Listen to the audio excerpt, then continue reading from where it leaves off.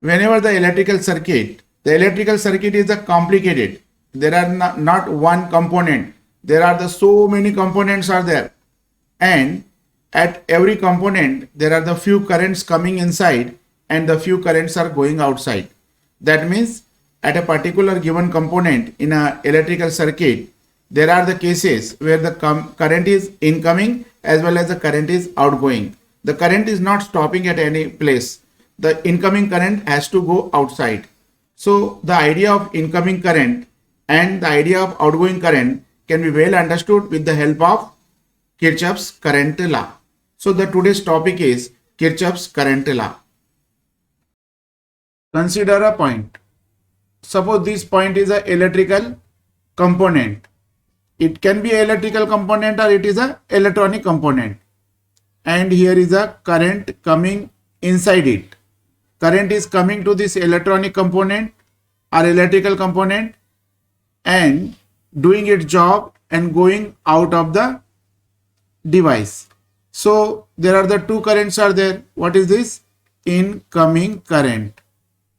Incoming current. And this would be the outgoing current. And this is the point where the current are coming. So this point is called junction. You can call as a junction, or it can also be called as a node. So junction is a point where there are the incoming currents and the outgoing currents. At junction, not necessarily only one incoming current and not necessarily only one outgoing current. There can be the multiple of incoming currents like this and the multiple of outgoing currents like this,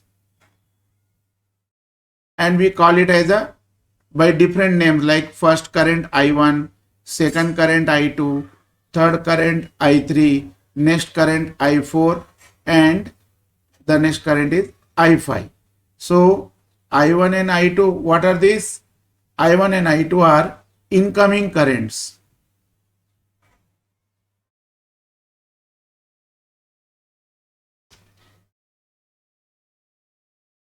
And I3, I4 and I5, they are outgoing currents.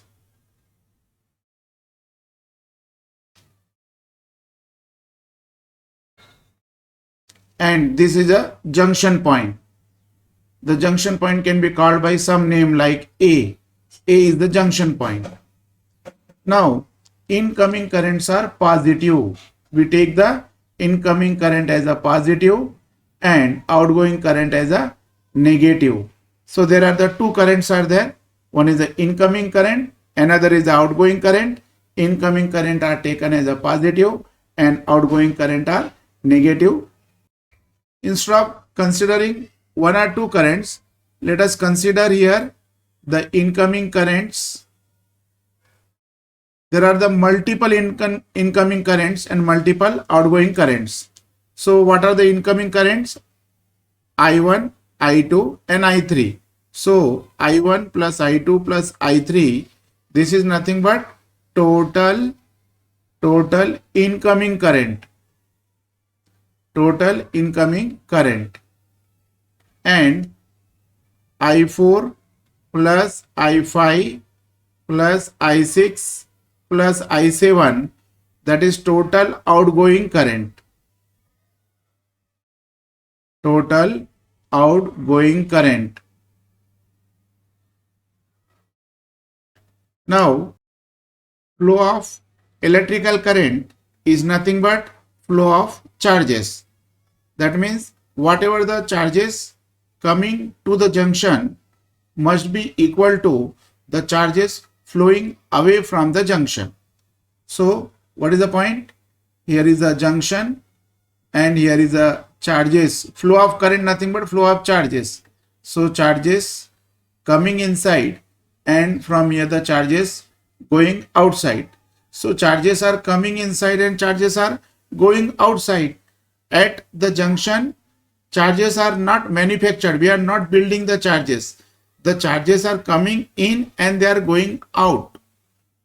at railway junction, we are not preparing trains. The trains are coming and trains are going out.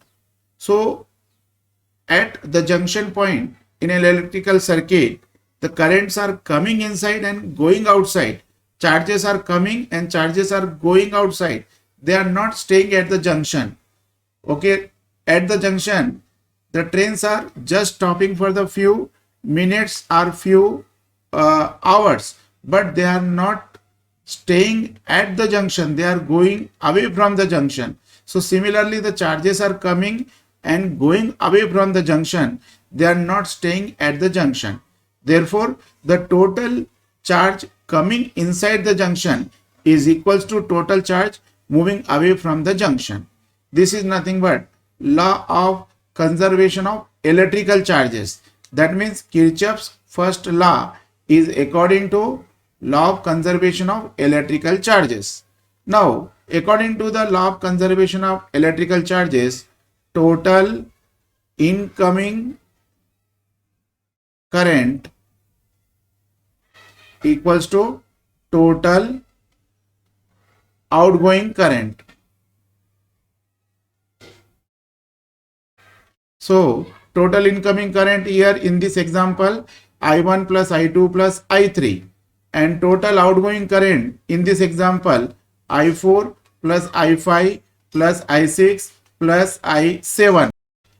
Now suppose we bring all the currents of RHS side to the left side, then we get I1 plus I2 plus I3 minus I4 minus I5 minus I6 minus I7 equals to 0. So addition of all incoming currents and outgoing currents always equals to 0.